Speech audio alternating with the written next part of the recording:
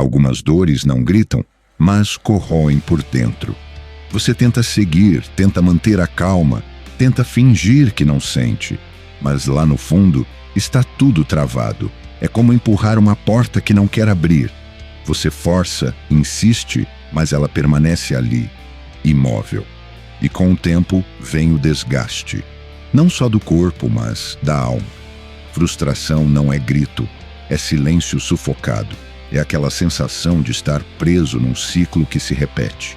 Você acorda, tenta mais uma vez, mas já sem acreditar que algo vai mudar. E o pior é que ninguém vê, ninguém entende, porque por fora você parece bem, mas por dentro tudo pesa. Você tenta resolver, tenta adiantar, tenta mudar tudo, mas parece que quanto mais força, mais trava, como se o mundo estivesse rindo de você. E aí vem ela, a vontade de explodir, ou sumir, ou desistir de tudo de uma vez. Mas a frustração é astuta. Ela te faz achar que o problema é o mundo, quando na verdade o que te prende é o seu apego ao controle. Os antigos sabiam disso. Sabiam que não adianta lutar contra o que está fora do nosso alcance. Por isso, treinavam o olhar.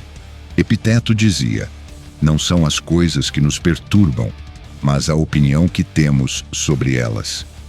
O sábio não é o que não sente raiva, é o que reconhece e escolhe não ser dominado por ela. Hoje, a ciência já provou. Quando aceitamos aquilo que não podemos controlar, a amígdala, centro do medo e da raiva, começa a se acalmar. E o córtex pré-frontal, área da razão e da clareza, volta a funcionar. Você pensa melhor, age melhor, não porque tudo se resolveu, mas porque você se libertou da prisão interna. A frustração vai voltar, sempre volta, mas agora você sabe o que ela é. Um teste, não de força, mas de presença. Toda vez que o caos bater, respire, observe, espere um pouco mais e escolha responder com consciência. Nem tudo vai sair como você espera, mas tudo pode ensinar. Se você estiver desperto. E acredite, não é o mundo que vai te libertar.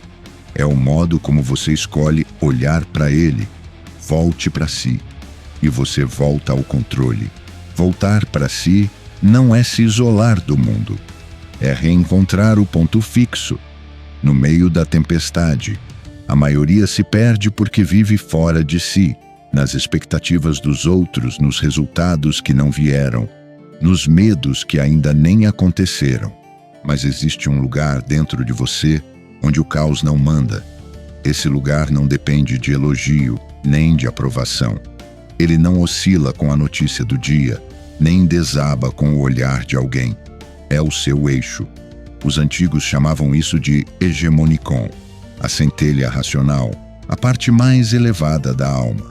É dela que nasce a firmeza diante da perda, a calma diante da provocação, a decisão silenciosa de não reagir como esperavam. Voltar para si é abandonar a necessidade de vencer discussões. É parar de tentar provar valor para quem nunca enxergou. É perceber que a única coisa que realmente está sob seu domínio é sua resposta. E isso muda tudo, porque quando você se ancora nesse centro, o mundo ainda pode gritar, mas ele não te arrasta. Você sente, mas não afunda. Você escuta, mas não se dobra. Você age, sem ser movido pela raiva. A mente tem um reflexo automático: resistir. Diante de qualquer desconforto, ela se contrai. E quanto mais você resiste, mais o desconforto cresce. Não porque ele ficou maior, mas porque você o alimentou com foco, medo e tensão.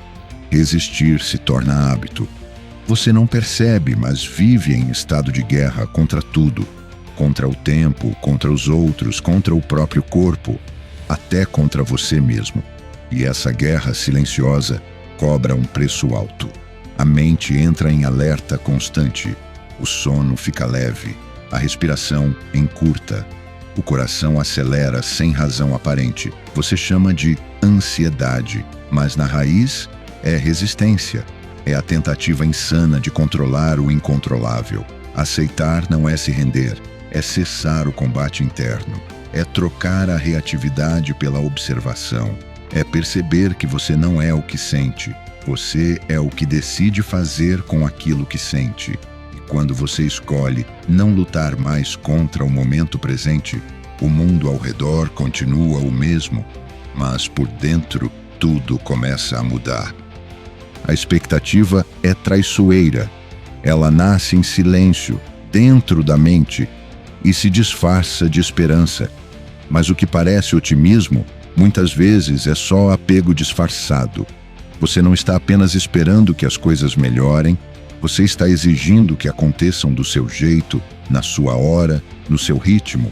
E quando isso não acontece, o que sobra é frustração. Mas o problema não é o mundo que não colabora, é a rigidez interna que não aceita o imprevisível da vida. Você percebe? A frustração se alimenta do seu roteiro mental, aquele onde tudo acontece como você planejou. Mas o mundo não recebeu esse roteiro. A vida tem seu próprio fluxo. Ela não lê seus planos. Ela não responde às suas urgências.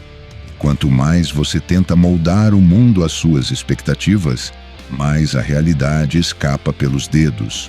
O estoico não é alguém sem desejos. É alguém que aprendeu a desejar com leveza. Ele planta, mas solta o controle da colheita, porque entende que o sofrimento nasce, não do que acontece, mas da insistência em querer que fosse diferente.